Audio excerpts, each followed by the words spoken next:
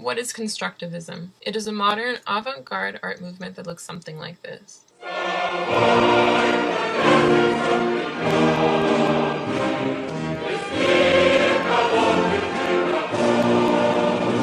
To understand the style of this movement, it's important to keep in mind A. the other art movements occurring simultaneously around the globe, and B. the current events within Russia during the early 20th century which drastically affected the political, economic, and social development of its people. The typographic and graphic designs that emerged during constructivism were primarily influenced by these two elements. However, if we were to consider the other major art forms that accompany typography and graphic design, such as architecture, sculpture, fashion, and theatrical plays, it would also be essential to mention a third major inspiration for constructivism. Einstein's discoveries about space and time caused tsunamis to erupt in the modern art world and beyond. He thwarted the notion that space and time occupied the same dimension, revealing the fourth dimension of time as distinct from the third dimension of space. Not only that, Einstein shook the world, almost literally, by revealing that neither space or time were linear, but could actually bend. This discovery of universal malleability naturally caused artists to break away from the rigid practices of the past that favored an aesthetic that mirrored reality and tired symbolism, in favor of experimental avant-garde art. Two very important ideas that are unique to constructivism and emerge as a result of all three aforementioned influences, that is, other art movements, Russia's political, economic, and social state, and Einstein's discoveries, are factura and tectonica. Factura encompasses the inherent nature of a material, such as its texture, chemical composition, weight, shape, and so on. For example, the factura of glass could be its smooth texture, its fragility, and its translucency. Tectonica encompasses how the material behaves over time, and possibly in conjunction with other materials, and how a final piece created with that material is put to use, or what purpose it serves. For example, consider the Statue of Liberty. The fact that its coppery skin has eroded to green over time shows how little its artist took into account the factura, or inherent properties, of copper.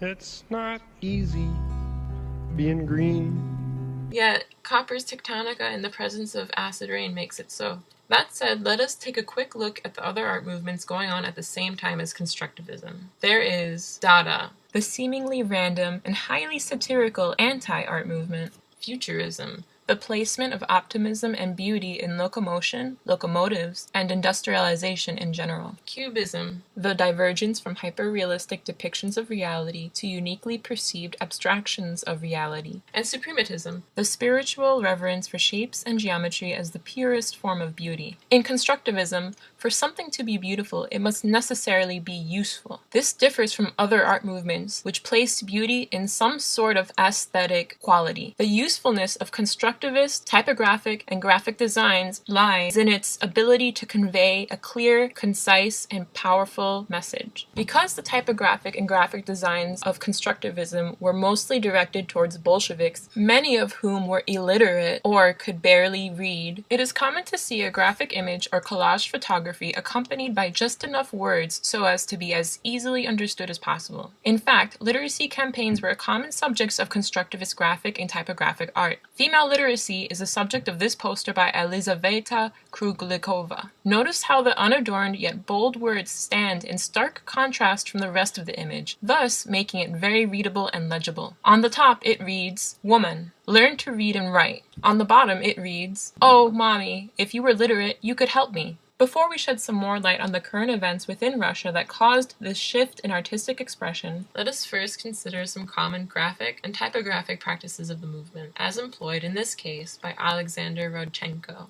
In one of his most recognizable pieces, a portrait of Lilia Brick shouting "books," Rodchenko uses a succinct, bright, and contrasting color palette. Sharp angles, straight lines, and simple shapes align in perfect symmetry to give this piece a pristine orderliness that seems computer-made rather than handmade. Combined, these elements command attention and ignite excitement. Constructivism is known for giving rise to graphic design as we know it. Just think of the smooth, crisp, and uniform look you were so easily able to achieve with the Adobe suite. The asymmetrical, imperfect beauty of the human touch isn't sought after in these works of art. Rodchenko made a lot of graphic art based on the work of Vladimir Mayakovsky, a Russian futurist poet influential in the fight for a workers' rule as opposed to Stalinism in Russia during the early 1900s. Mayakovsky often provided Rodchenko with the text that Rodchenko would render into art.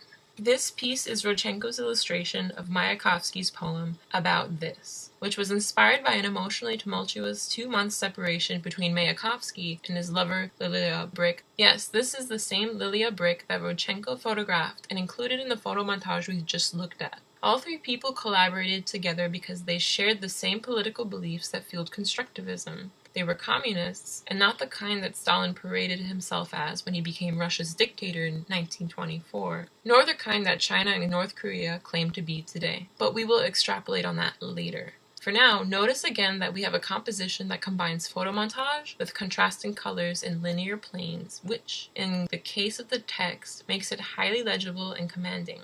The focused, highly attentive stare of Lilia Brick seems to mimic the effect that this piece, with its attention-grabbing composition devoid of unnecessary distractions, wants from its viewers. As we're beginning to see, this kind of artwork was created to send a powerful message in the most legible and readable way possible. But why? And what is a common theme across these messages? Imagine this. You are in Russia during the early 1900s. It is a time of destitution for the majority of the population. World War I is raging on in the background, and you, a member of Russia's working class, a farmer or factory worker perhaps, are struggling to make ends meet. Your leader, Tsar Nicholas II, is becoming increasingly unpopular amongst you and your friends because he just won't stop throwing your country's resources at a war that seems to do more harm than good, and impact you more than him. Day by day, another friend or neighbor complains in disbelief that their wages have decreased by almost half since the year before. At least they still have a job, you think, unlike your sister, who, like so many other members of the proletariat, are facing the largest rate of unemployment the country has seen yet. And things are only getting worse for you and the Bolsheviks, the members of the proletariat or working class, when it comes to meeting the basic necessities of life.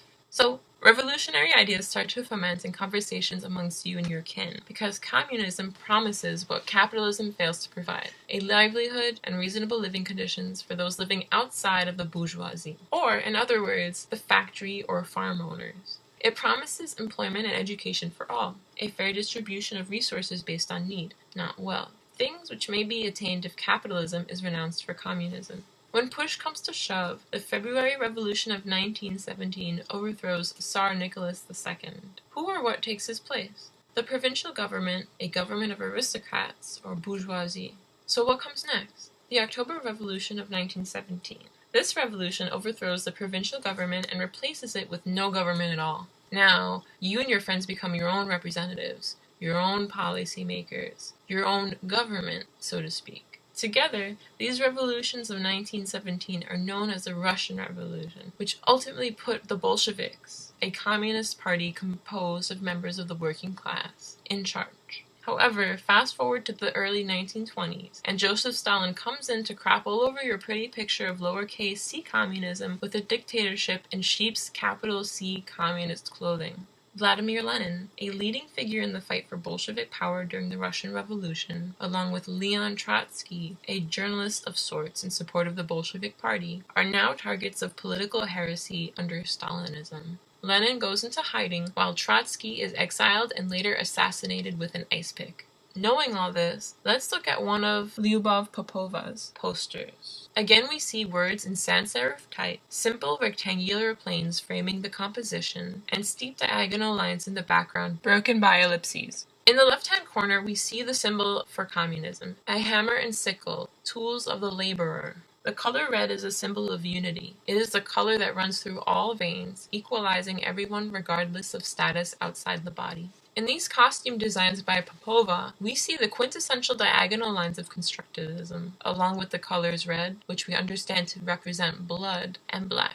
That can be said about the type, which in the left picture crisscrosses perpendicularly, and about the costumes, which converge at the waist and taper off to their respective limbs in a minimal, linear fashion. Notice the shoes, which are particularly intricate and simply beautiful for mere assemblages of arcs and straight lines. This stems from the suprematist ideology of finding beauty in simple, straightforward geometry, devoid of unnecessary details.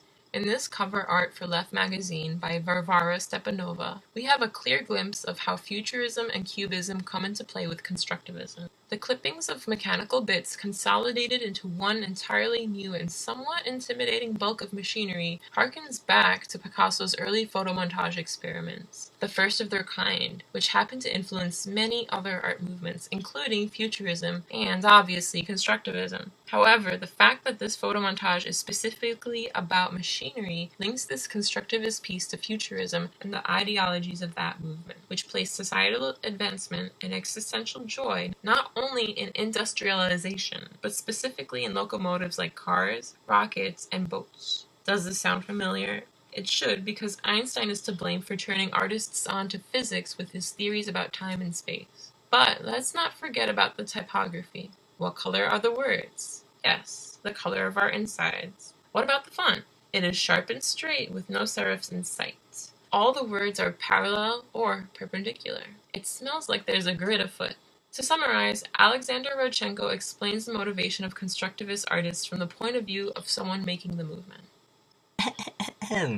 We were for the new world, the world of industry, technology, and science. We were for the new man. We felt him, and we had no precise idea of the future. We created a new concept of beauty, and we have expanded the confines of art. We made posters, written slogans, and decorated squares and buildings. Even typefaces, so precise and persuasive, were invented by us. We made new objects whose utility no one questions any longer.